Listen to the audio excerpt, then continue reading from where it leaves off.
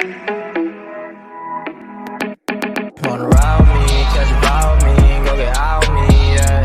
Shawty, I'm a riding G, I'm a dying piece, I'm a ride. ไว้สุค่ะแต่เร็วในเฮามาอยู่ที่สวนน้ำลำพูนเดี๋ยวเฮาได้พบเตะป้ากันมาเลยนะกุ้ยนะเฮาเตะอะไรกับหิมโป้เลยว่าเจ้าชุดเนี่ยนะกันตั้งนานนั่นเนาะก็ไม่ได้หิมก็ไปตัว เป็นได้กาหิมชุดอันเป็นสายว่ายน้ำนะนึงก็40 บาทอ่ะมาในค่ายคาเดียเอาอันเชียมพูนะสีขวมันสีขวางเดี๋ยวสีขวางนะไปด้วย What the fuck ก็มาเร็วเขาทำว่ามีดีสวนนำดีบนเรียนได้นะจ่องบนบันไถ่ได้มั่วเป็นแบบรวนนั่นละ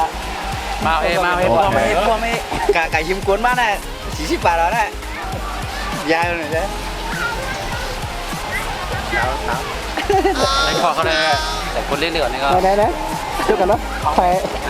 คือชุดมาแจกอะไรคิดว่ามาแจกเคยอยู่หลังก็ได้เขาซื้อ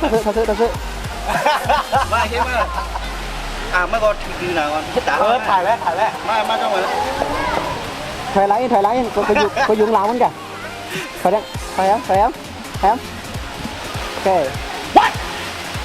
เอาเนี่ยนะ What the fuck เมื่อกี้เขาจะลุกน้ำมาไง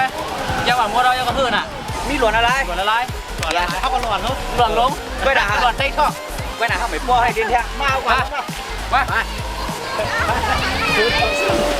ปันเขากว่าก้อยหรือไม่โทษสักเก่า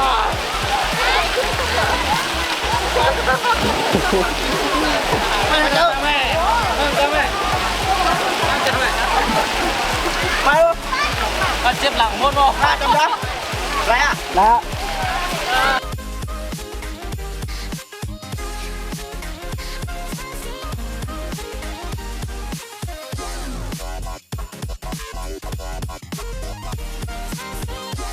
หลังเลี้ยงก็ได้หลังขับเลี้ยงก็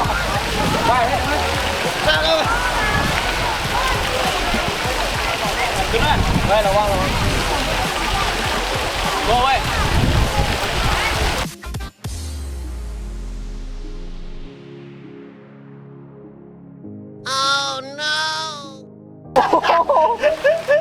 เจ็บไปใจว่าก็ได้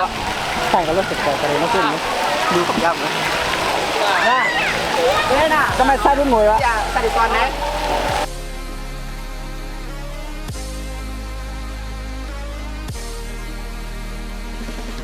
โอเค